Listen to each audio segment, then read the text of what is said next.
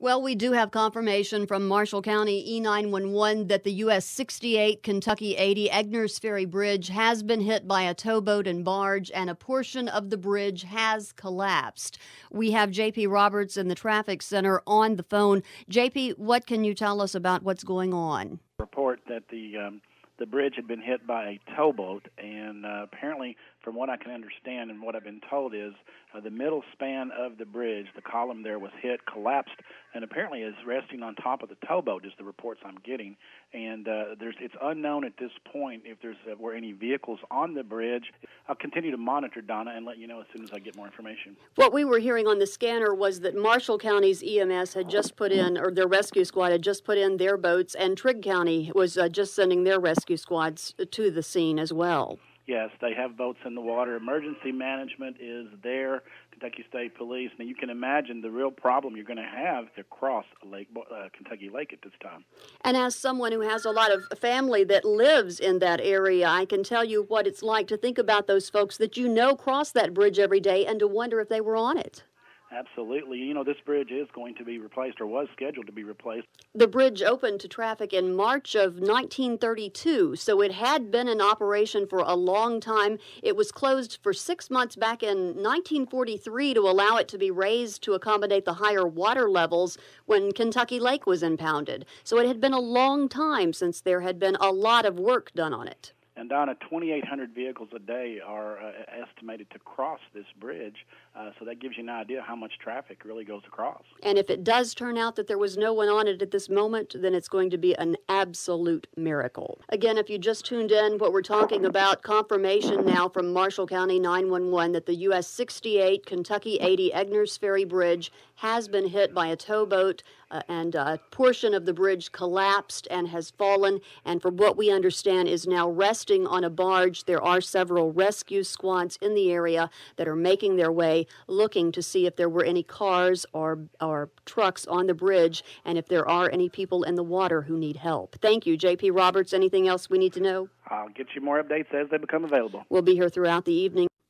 Candy, these are the apartments there right on Lovelessville Road near the intersection of Windmill Drive, directly across the street. One of the apartments there caught fire. It quickly spread to other apartments on either side in that complex, and then the embers floated across to one apartment that is not connected behind it and caught another structure on fire, and it too is burning. Several cars are believed to have been in the garages of those structures.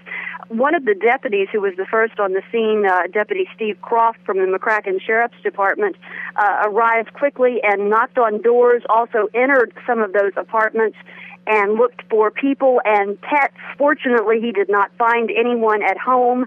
He did say it was very hot inside those structures and he couldn't spend much time there. Thus far, it does not appear that anyone has been hurt. Some firefighters who were fighting the blaze, though, were coming out after being inside, getting some water and just sitting down, obviously exhausted and very hot.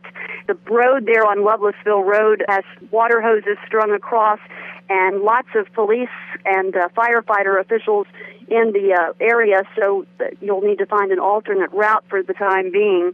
It does look like a lot of damage done to both of those apartment complexes this afternoon. The center section of the Egners Ferry Bridge collapsed tonight due to a motor vessel striking the bridge. Now, the motor vessel Delta Mariner, a 312-foot-long vessel which hauls solid rocket boosters for the space program, struck the main span of the US 60 Kentucky 80 Egners Ferry Bridge around 8:10 tonight. The pilot reported that he was running without any barges in tow at the time. The captain said that there were no vehicles on the span of the bridge that he hit at the time of the incident, but witnesses say that there were 4 vehicles on the bridge itself at the time of the incident. One of those was an off-duty Kentucky State trooper who stopped one vehicle from going any further and running off the pavement. The captain also reported that there were no injuries among the 20 crew members on board the vessel at the time. The vessel is afloat and holding position just downstream from the bridge. Now, reports say that the collapsed portion of the bridge is laying on top of the vessel. The Coast Guard has closed Kentucky Lake, the Tennessee River, to boat traffic at the site. Emergency crews are on scene, and officials ask people to stay out of the area at this time. Now, we know that the Kentucky Transportation Cabinet had planned to restrict traffic to one lane Friday to allow electrical work on the bridge's navigation lights. The Coast Guard had notified barge companies that some of the lights were not working on the bridge. WestKentuckyStar.com will have more details as soon as they become available. When Robert Storrs and Jessica Carew died in a horrific crash on their motorcycle last week on I-24 in Paducah just hours after getting engaged, their families wanted to make sure they spent eternity together. So they made plans to bury the couple together today in Florida. But one thing was missing: the diamond ring Robert had given Jessica the night before the fatal crash. Police had been unable to find it among the wreckage on the I-24 overpass at Cairo Road after a semi collided with their motorcycle. After the family contacted our reporters, McCracken County Sheriff John Hayden agreed to make one last-ditch attempt to scour the area with a metal detector Tuesday afternoon. But just before heading out with Chief Deputy Mike Turnbow, Hayden had a thought. He called Paducah police, who had actually worked the crash, and asked them to do a thorough check of the mangled motorcycle. Not long afterward, he got a call saying that the ring had been found. He called it a miracle. The ring had been found still in a box at the bottom of the motorcycle's saddlebag. Hayden said he suspects Jessica intended to have the ring sized.